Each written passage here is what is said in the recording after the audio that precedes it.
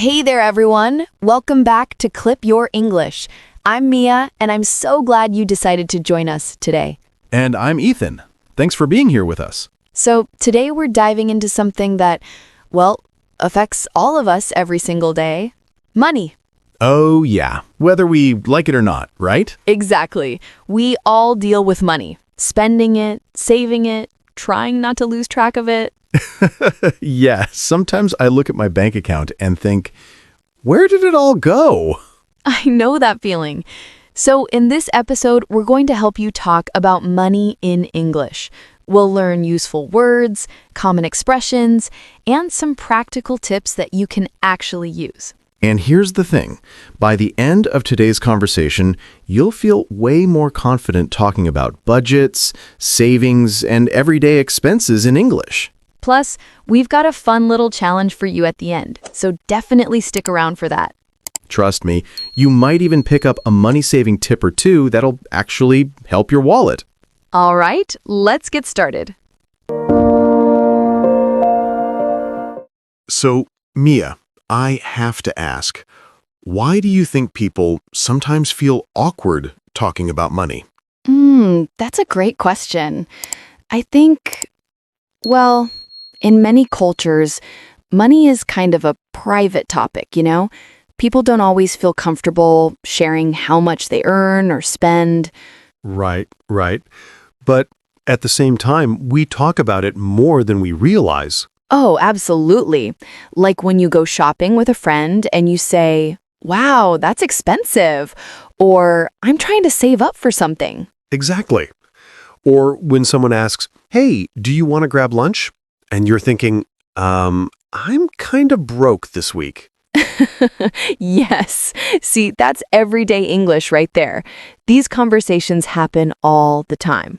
So today, we want to make sure you have the words and phrases to handle these situations naturally. And you know what? Learning this vocabulary isn't just about speaking English better. It's also about understanding how English speakers think about money. That's true.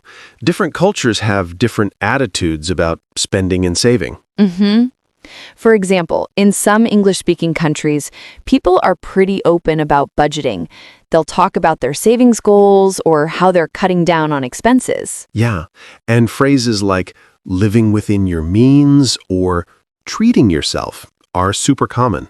We'll get into all of that today, but first, let's start with the basics. All right, so let's talk about some key words related to money. Ethan, what's the first word that comes to mind? I'd say earn. That's how we get money, right? Perfect. To earn money means to get money by working. So you might say, "I earn $500 a week," or "she earns a good salary." And salary is another important word. That's the money you get from your job, usually paid monthly or weekly. Right. Now, what do we do with the money we earn? Well, we spend it. Unfortunately, yes. To spend means to use your money to buy things. I spent $50 on groceries yesterday. And when you spend money, you usually talk about the price or the cost. Good point. The price is how much something costs. Like, what's the price of this shirt? Or the cost of living is really high in this city. Ooh, cost of living. That's a useful phrase. It means how expensive it is to live somewhere. Exactly. So if rent is expensive, food is expensive, transportation is expensive, we say the cost of living is high. Now, here's a word we all love, save. Yes, to save money means to keep it instead of spending it. I'm trying to save $200 this month. And when you save money regularly, you might put it in a savings account at a bank. Or maybe you're saving up for something specific, like I'm saving up for a new laptop. Ooh, good example. Save up for means you're putting money aside over time to buy something. Now, let's talk about budget. This is super important. Yeah. A budget is basically a plan for your money. It's when you decide, okay, I'm going to spend this much on food, this much on rent, this much on fun stuff. Right. And we can use it as a verb too. I need to budget better means I need to plan my spending more carefully. Exactly. And here are two words that are opposites: expensive and cheap. Right. Expensive means it costs a lot of money. Cheap means it doesn't cost much. Although, be careful with cheap. Sometimes it can mean low quality, not just low price. Good point. If someone says, this shirt looks cheap, they might mean it looks poorly made. But if they say, I got this shirt cheap, that just means they got a good deal. Context is everything. Okay, one more word, broke. Oh, yes. If you're broke, it means you have no money. Like, I can't go out tonight, I'm totally broke. It's informal, but super common. You'll hear it all the time. All right, so let's quickly recap these words. We have earn, spend, save, budget, price, cost, expensive, cheap, broke, and salary. Try to remember these. We'll be using them throughout the episode. Now that we know the basic vocabulary, let's look at some expressions. These are phrases that native speakers use all the time. Yeah, and they might sound a little strange if you translate them directly. Exactly. So let's start with this one. Money doesn't grow on trees. I heard this so much when I was a kid. Me too. So what does it mean? It means money isn't easy to get. You can't just pick it like fruit from a tree. You have to work for it. Right. Parents often say this to their children when they ask for expensive things. Like, Mom, can I get this new video game? And she says, money doesn't grow on trees, you know? Exactly. It's a way of saying, be careful with money because we don't have an unlimited amount. Okay, next one. I'm on a tight budget. Ooh, this is useful. What do you think it means? Well, tight means not much room, right? So a tight budget means you don't have much money to spend. Exactly.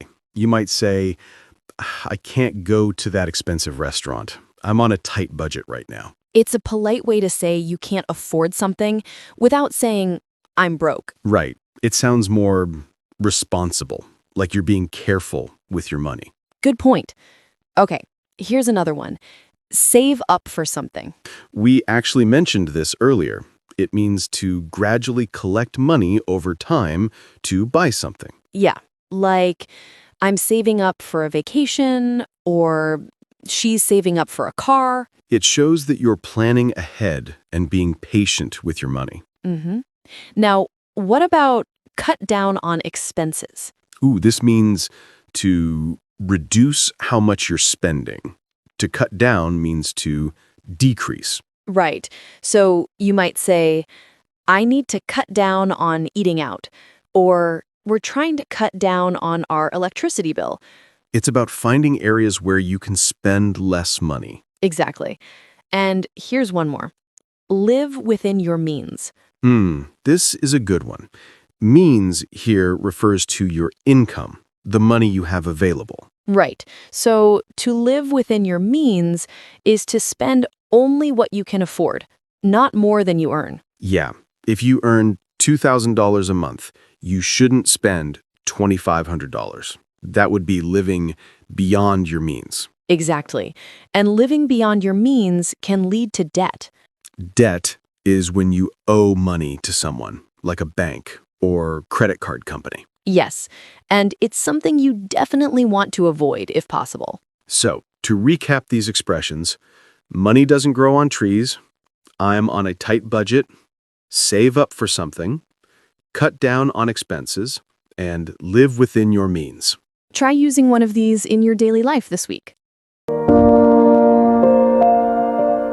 All right, now let's hear what a natural conversation about money might sound like. Yeah, so imagine two friends, Lisa and Tom, meeting for coffee. Let's listen. Me as Lisa. Hey, Tom, thanks for meeting me. Of course. I needed a break anyway. How have you been? Pretty good, pretty good. Although, I have been trying to be more careful with my spending lately. Oh, really? What made you decide to do that? Well, I looked at my bank statement last month and, wow, I spent way more than I thought. Yeah, that happens. It's easy to lose track, especially with small purchases. Exactly. Like, I didn't think buying coffee every morning was a big deal, but it adds up, you know? For sure. Those daily expenses can really surprise you at the end of the month. So now I'm trying to make coffee at home. It saves me about $4 every day. That's smart. $4 a day is, what, around $120 a month? Yeah, and I can use that money for something more important. Have you thought about making a budget? I have, actually. I downloaded this budgeting app last week. Nice. How's that working out? It's really helpful. I can see exactly where my money goes. Like, I didn't realize I was spending so much on food delivery. Yeah, food delivery apps are dangerous. So convenient, but so expensive. Right? So I've been cooking more at home. It's healthier, too. That's great. I should probably do the same. Do you have any other tips? Well, I also started comparing prices before I buy things. Like, if I need something, I check a few different stores or websites first. Oh, good idea. Sometimes the price difference can be pretty big. And I try to avoid impulse shopping now. Impulse shopping. Yeah, that's when you buy something suddenly without really thinking about it. Like, you're walking through a store and you see something and you think, oh, I need that. But do you really? Yeah, I'm definitely guilty of that, especially online. Me too. That's why I have a rule now. If I want something, I wait 24 hours before buying it. That's a good strategy. Yeah, most of the time I realize I don't actually need it. Wow, you're really serious about this. I am. I'm saving up for a trip next year, so I need to be disciplined. That's awesome. Where are you planning to go? Japan? I've always wanted to visit. Oh, that'll be amazing. And it'll feel even better knowing you saved for yourself. Exactly. That's what keeps me motivated. Okay, so that was a pretty typical conversation between friends. Yeah, and notice how many of our vocabulary words and expressions came up naturally. Right. Lisa talked about being careful with spending, making a budget, cutting down on expenses. She mentioned saving up for something, in this case, a trip to Japan. And she talked about strategies like making coffee at home, comparing prices, and avoiding impulse shopping. These are all realistic things people actually do to manage their money better. Exactly. So if you ever have a conversation about money in English, you now have lots of vocabulary and ideas to use. All right, so we've covered a lot of vocabulary and expressions. Now let's talk about some actual tips for saving money. Yes, and while we're talking about these tips, pay attention to how we describe them in English. Good point. So tip number 1, cook at home instead of eating out. This is probably the biggest way to save money. Eating at restaurants or ordering delivery is convenient, but it's expensive. Yeah, you can save so much by cooking your own meals. Even if you're not a great cook, simple meals are fine. Pasta, rice, sandwiches, these are easy and cheap. And you can say, you can save money by cooking at home, or try cooking at home instead of eating out. Exactly. Okay, tip number 2. Compare prices before you buy. This is really important. Don't just buy the first thing you see. Right. Check different stores, look online, see if there are any sales or discounts. Sometimes the same product can cost 20 or 30% more at one store compared to another. So you might say, it's a good idea to compare prices, or make sure you shop around before making a big purchase. Shop around means to look at different options before deciding. Good explanation. Okay, tip number 3. Avoid impulse shopping. We talked about this in the conversation earlier. It's when you buy things spontaneously without planning. Yeah, it usually happens when you're bored or when you see a sale. 50% off, and suddenly you're buying things you don't need. Exactly. So a good strategy is to make a shopping list and stick to it. You can say, try not to buy things impulsively, or make a list before you go shopping. Right. Tip number 4, save a small amount every week. This is about building a habit. Even if it's just $10 or $20, it adds up over time. Yeah, you don't have to save a huge amount all at once. The important thing is consistency. If you save $20 every week, that's over $1,000 in a year. Wow, when you put it that way, that's actually a lot. Right? Small amounts can become significant over time. So you might say, try to save a little bit every week, or even small savings can add up. Perfect. And tip number 5, use a spending tracker app. Technology can really help with budgeting. Yeah, there are lots of free apps that help you track your expenses and see where your money goes. Some apps even categorize your spending automatically, like food, transportation, entertainment. So you can quickly see, oh, I'm spending too much on entertainment, or I need to reduce my transportation costs. Exactly. You could say, I use an app to track my spending, or there are many apps that can help you budget. These are all really practical tips that anyone can use. And remember, you don't have to do all of them at once. Start with 1 or 2 and see what works for you. Good advice. The key is to find a system that fits your lifestyle. Before we wrap up, let's go over a few more useful phrases you might hear or use when talking about money. Yeah, these are phrases that come up in everyday situations. First one, can I afford it? This means, do I have enough money to buy this? Right. You might think, I really want this jacket, but can I afford it? Or someone might ask you, can you afford to go on vacation this year? Next phrase, it's worth it. This means the price is fair for what you're getting. The value is good. Like, yes, the gym membership is expensive, but it's worth it because I use it every day. Or, this phone costs a lot, but it's worth it because it'll last for years. Exactly. Now here's one. I can't afford to. This is a polite way to say you don't have enough money for something. Yeah. I can't afford to eat out tonight. Or I can't afford a new car right now. It's more specific than just saying I'm broke. Right. Okay. How about a good deal? Oh, everyone loves a good deal. This means you got something for a great price. Like, I got this laptop on sale. It was a really good deal. Or you should buy your groceries at that store. They have good deals. And here's another one. Split the bill. This is super common when eating out with friends. Right. To split the bill means everyone pays for their own share. So if 4 friends go to dinner, they might split the bill 4 ways. You can say, let's split the bill, or should we split it? Very useful phrase when you're out with friends. Definitely. Okay, one more. Treat yourself. This means to buy something nice for yourself, usually as a reward. Yeah, I worked really hard this week, so I'm going to treat myself to a nice dinner. Or, it's okay to treat yourself once in a while. Right.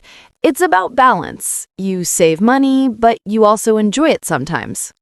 Exactly. Life is about more than just saving. You should also enjoy what you earn. Well said. All right, everyone. We've reached the fun part, the mini challenge. Yes, so here's what we want you to do. We're going to give you 3 money-related words: budget, save up, and expensive. And we want you to create a sentence using at least one of these words. It can be about your own life, or you can make up a situation. Anything is fine. Then go to the comments section and write your sentence. We really want to hear from you. And we'll read some of them and give you feedback.